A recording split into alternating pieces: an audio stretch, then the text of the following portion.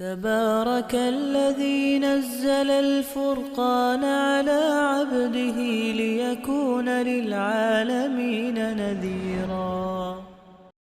Bismillah wa salatu wassalamu ala rasulillah. At the end of Surah Al-Furqan, Allah subhanahu wa ta'ala speaks about a group of people. And He honors this group of people by calling them Ibadur Rahman. He attributes them to Himself and He calls them the slaves of the Most Merciful. And initially you may be thinking, how did these individuals achieve such honor and achieve such height in the sight of Allah subhanahu wa ta'ala? Allah subhanahu wa ta'ala gives us the answer to this question, because then He proceeds to tell us about them and He lists their characteristics. And in this episode I only want to focus on one of their characteristics, which is the fact they are people of dua.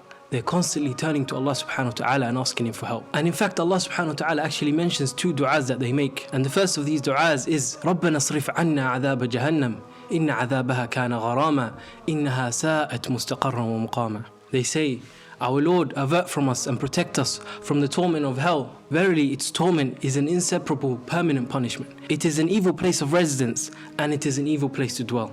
So the Ibadur Rahman are fearing for themselves regarding this punishment of Allah subhanahu wa ta'ala, the punishment that awaits those people that Allah subhanahu wa ta'ala is displeased with. So they turn to Allah and they ask Allah subhanahu wa ta'ala to protect them from this torment.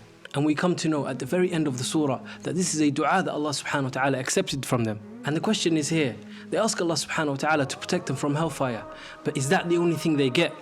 And the answer is no. And even if you look at this more generally, if you and I were to make a dua and Allah subhanahu wa ta'ala accepts that dua from us, not only do we get that thing which we asked Allah subhanahu wa ta'ala for, but Allah subhanahu wa ta'ala will also give us every necessity that will help us reach that goal. So in this case, the Ibadur Rahman ask Allah subhanahu wa ta'ala to protect them from the hellfire.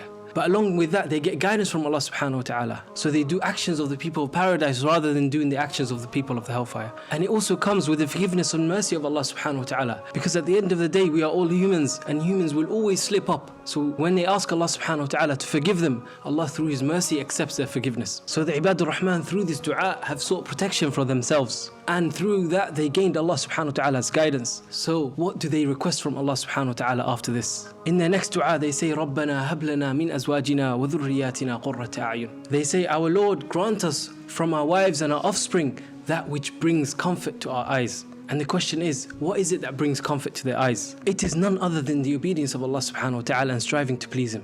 Because this is what is beloved to them and this is what brings delight to their hearts. And this is what Allah subhanahu wa ta'ala guided them to initially. So they want the same for their loved ones. And in fact this is so valuable to them that you can tell from their words, the way they say, رَبَّنَا هَبْ لَنَا, our Lord grant us, our Lord gift us this comfort of being able to see our loved ones worshipping you and pleasing you. And my brothers and sisters, this is perhaps a blessing that Allah subhanahu wa ta'ala has blessed you with. Some of us may have siblings or family members that weren't practicing, and then Allah subhanahu wa ta'ala guided them, and then you happen to walk in on them perhaps reading Quran or praying.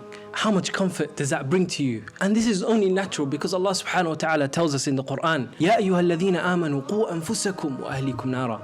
O you who have believed, saved yourselves and your family members from the hellfire. So far the Ibadur Rahman are individuals that sought guidance for themselves, and they didn't stop there because they wanted the same for their loved ones and their family members. But their concern did not stop there, because they concluded their dua by saying, وَجْعَلْنَا لِلْمُتَّقِينَ إِمَامًا, and make us imams and leaders for the people of taqwa. And Qatada rahimahullah said in his tafsir of this verse, make us leaders for the pious actually means make us amongst those who follow the path of the pious. And initially this may sound contradictory, because how does make us leaders to the pious mean make us followers of the pious? But Ibn al-Qayyim rahimahullah provides further context and he says, one cannot be an imam and one cannot be a leader for the pious after him except by following the path of the pious before him. So when the Ibadur Rahman say وَجْعَلْنَا لِلْمُتَّقِينَ إِمَامًا, what it means is, our Lord, make us amongst those who follow the path of the pious people before them, because by doing so we can become leaders and an example for the pious people after us. Now what does it mean to be a leader for the pious, a leader for the people of taqwa? It means to become firmly grounded scholars, those that call to the path of Allah subhanahu wa ta'ala, those that learn and teach. They are beacons of light and knowledge, to the point that whoever takes these individuals as an example will be from amongst the people of taqwa. And subhanallah, this is an amazing dua, an amazing request from Allah subhanahu wa ta'ala. And perhaps most of us have never even thought of making such a dua. And this only goes to show the high aspirations of the Ibadur Rahman. Like we mentioned, They are individuals that sought guidance for themselves, and then they wanted the same for their family members and their loved ones. And their concern did not stop there, because they wanted to benefit their community and the wider ummah at large. So what did Allah subhanahu wa ta'ala reward them because of their high aspirations? أولئك يجزون الغرفة بما صبر ويلقون فيها تحية وسلاما. They will be rewarded with the highest places in paradise because of their patience, and they will be met with greetings and words of respect and peace. خالدين فيها حسنت مستقرا ومقاما. They will abide therein. What an excellent place of residence, and what an excellent place to dwell. So my dear brothers and sisters, these are the ibadur rahman that Allah subhanahu wa ta'ala tells us about, and we only focused on one of their characteristics. But I highly encourage you to go back to these verses and look at the tafsir and the explanation. Allah subhanahu wa ta'ala did not detail their characteristics for us so we can have a read and think to ourselves, what a wonderful story. No, Allah subhanahu wa ta'ala told us about them so we can emulate them. And the question is, what is stopping us from becoming like the ibadur rahman? And the answer to that should be nothing. Why can't you and I be like them? Allah subhanahu wa ta'ala literally detailed their characteristics for us. So have a look at those characteristics, and we ask Allah subhanahu wa ta'ala to allow us to follow in their footsteps, and we'll end it there inshaAllah. Assalamu alaikum wa rahmatullahi wa barakatuh. Jazakumullah khair for watching. Comment down below what you thought of the video. And if you enjoyed, then leave a like and subscribe for more. And share so we can all be a part of the Quranic revival.